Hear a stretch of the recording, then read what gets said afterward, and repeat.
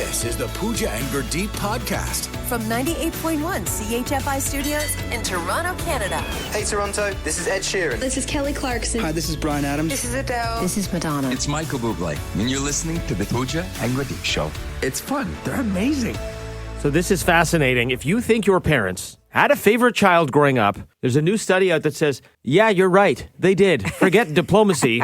Your parents had a favorite kid. And it's exactly who you think it is. Because growing up, we all, if you have siblings, you're like, oh, because they're your favorite. Because they're your favorite. If you felt that way growing up, this study's saying, you're probably right. They probably were the favorite. Okay. And just, it's a massive study, almost 20,000 people in 30 different studies. And they looked in U.S., Canada, Western Europe. So they've interviewed a lot of people to come to this conclusion. So basically they did a study to say, trust your gut. If you feel like there was a favorite child and it wasn't you. No, then... I think they found that in most scenarios, like the younger child was the more favored. Really? Yes. The younger? When polling people, yes. That's fascinating. Mm-hmm. I mean, I have an older brother. I think my parents, whether they had or have a favorite, they really played good poker because we never felt it.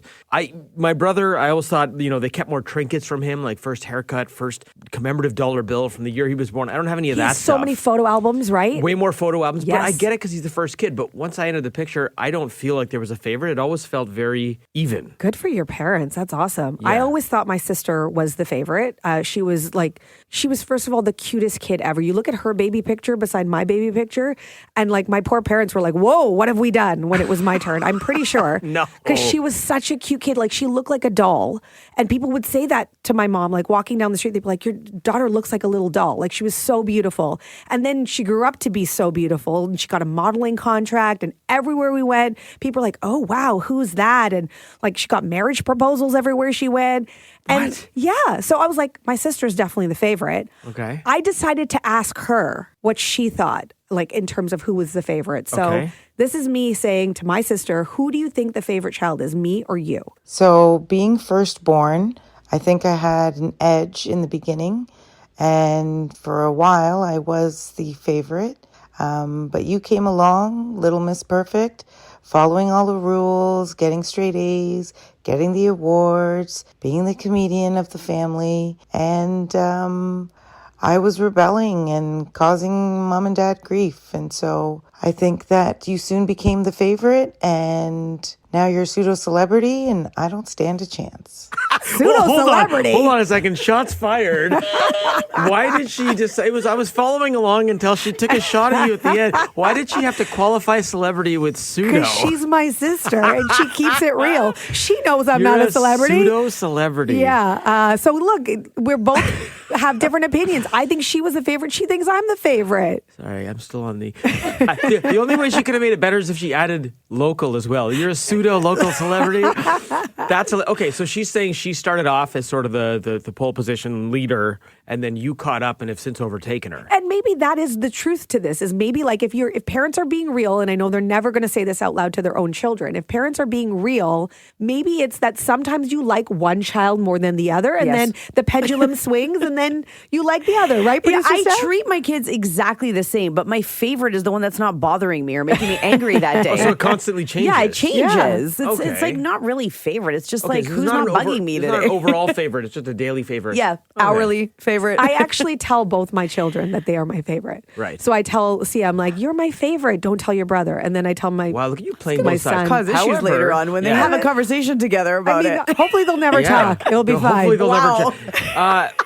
By the way, most people tell you that your favorite is whom? Are you in my family? Yeah. Oh, they assume it's me. No. I'm saying of your kids. Who do they say is your favorite? My kids, they all say that I favor Bodhi. Yes, right, you do. You do. What? So you have a favorite, and it's Bodhi. And What do you? No, I don't. You know what it is? Because everyone says the same thing to me about Ezio. It's because the boys are they're more needy and they're more attached to their mom. And the girls, even with Sia, I see it. She's more independent, right? And same with my daughter. And so I think people assume because your son's probably around you more and he gets more affection because he needs it. Well, she's probably feeling it because she actually said out loud a few days ago, she said, Bodhi was crying. She goes, look, Bodhi, your mama is here. And I was like, no, I'm your mama too. Well, Sia definitely feels like she's not the favorite. And guess what, Pooch? Sia is here. Sia, come on out.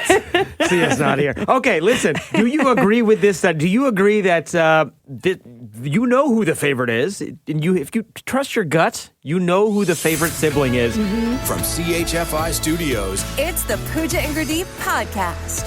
Last Friday, you and I were out at a wonderful party together. I don't partake in libations very often, but had a few, and was still shaking out the cobwebs Saturday morning, all day Sunday, and finally started to feel right Monday.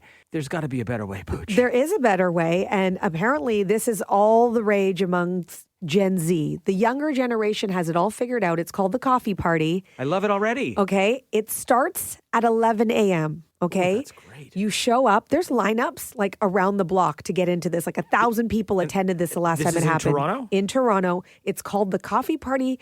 And the whole point is to be able to get together and really just, create community, network. You get a coffee, you get croissants. There's a local DJ. Ooh, something for me, something for you. Spinning, so you're dancing as well. Like it's supposed to be like almost like a club vibe, but in the day and no alcohol. So you don't have to worry about the hangover or any of those things. You're just high on caffeine. I've Googled the pictures of this, and it just looks like a straight up club party. The only difference is the drinks in people's hands are coffee. No one's drinking alcohol. So you're day partying, there's no hangover, and you actually remember what you're doing.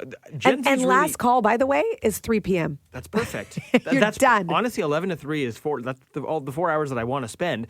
Do it earlier. My only questions with this, I'm philosophically on board. I do have some questions, though. Okay. Part of being out at night and with alcohol, being in party scenarios, is lowering inhibitions. How do you lower your inhibitions with caffeine? I feel like it's just going to wind you right up. Everybody's just going to have the shakes. That's what's going to happen. It's like everyone's Cosmo Kramer, just super like. Also, is there bottle service with a bunch of scantily clad women bringing out like a French press to your booth with sparklers? Like, what's going on? It's not a bad idea. You should submit some suggestions for the next one they do. I'm curious. I don't know. That's a good point. And then, so what does this actually look like? Because coffee's hot, right? So it's like you got to be careful. You don't want to be spilling that. Because when you're at a bar, people are always spilling drinks, but that's probably because they had one too many. Yeah. I mean, here, if you've had, I don't know about you, but if I have more than one coffee, I'd be spilling my coffee too. Coffee's also a diuretic, and club bathrooms typically aren't that nice. Yes, and this is outdoors, so I think you're getting a porta potty. I'm not even sure how that will all work. And then wait a minute.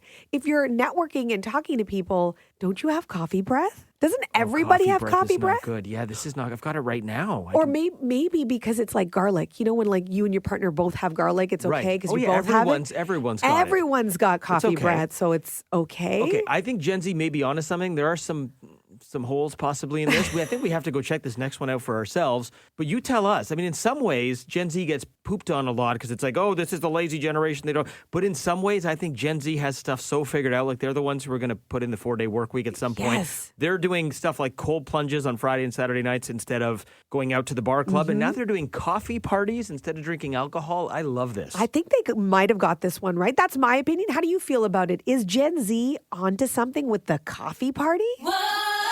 The Pooja and Gurdeep podcast.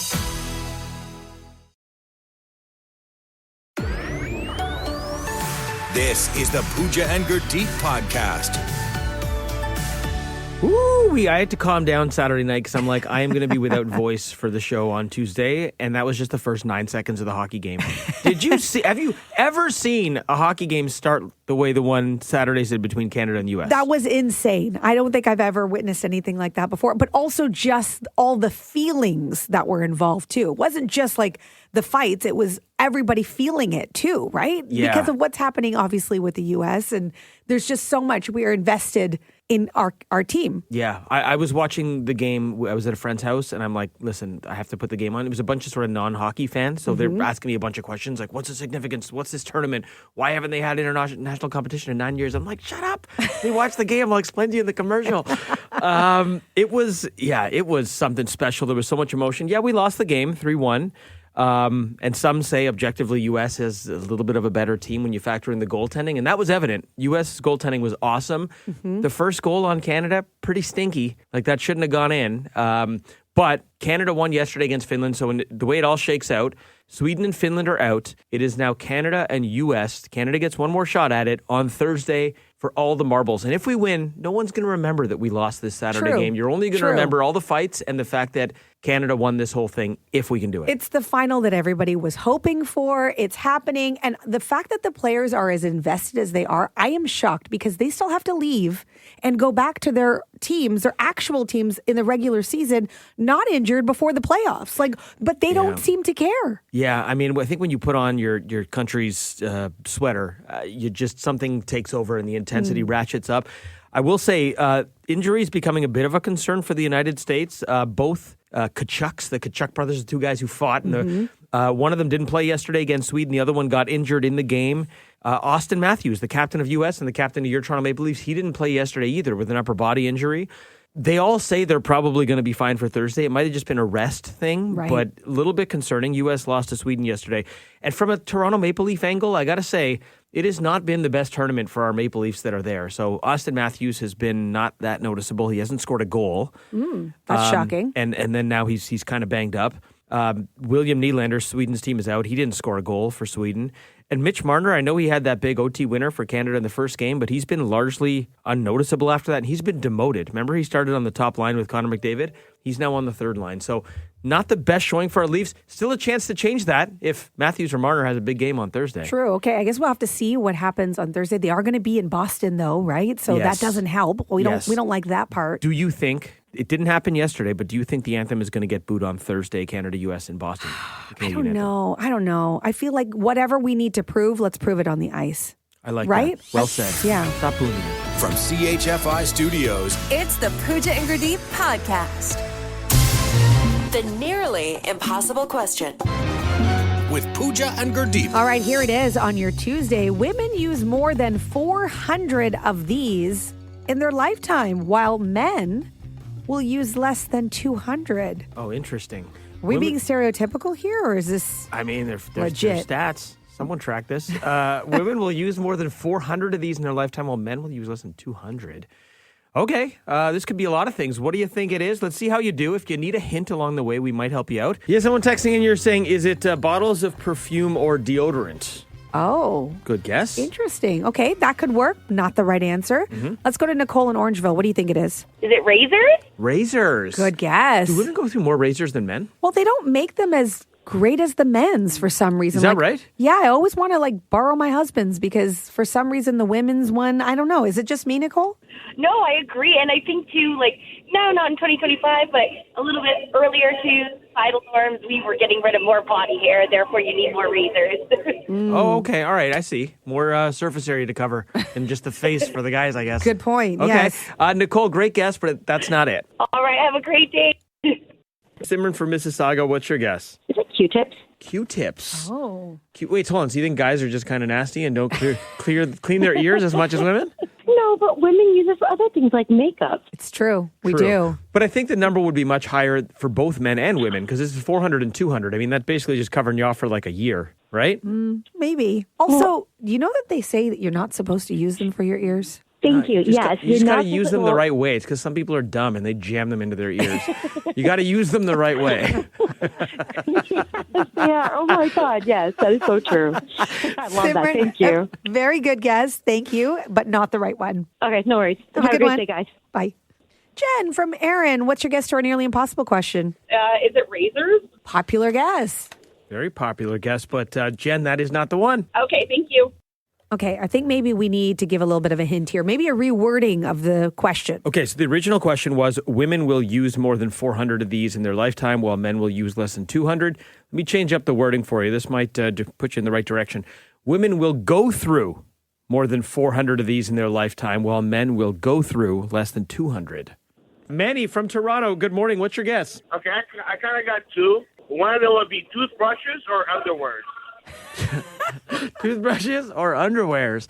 Again, why are women going through so much more underwear than men, Manny? Because they like to be always fresh down there. And, once there's a little tear in their underwear, they get rid of it. And that's for us guys. If we got a little rip in our underwear, I'll put it for another year or so. Oh, no. Manny, is that true for you? Oh, yeah, I got one that's pretty holy. It's got more holes than a golf course. Oh, my gosh. Oh, my gosh. What is going on? I'm sorry I asked, Manny. That is not the right answer. Okay, enjoy. Thanks for the call, buddy. Bye. Wade from Port Colborne. Nice to hear from you. What's your guess? I'm thinking pairs of shoes. You got it! Wade, how the heck did you know that? Well, my wife has 84 pairs of shoes at home, and I have 2. Are you like just being dramatic when you say 84? Or are you He's honest? like, no, I counted. No, in the last 7 years, I would say she's even bought pairs that are the same as the other pairs just because she liked those pairs. Wow. Like in different colors or the same color? No, exactly the same.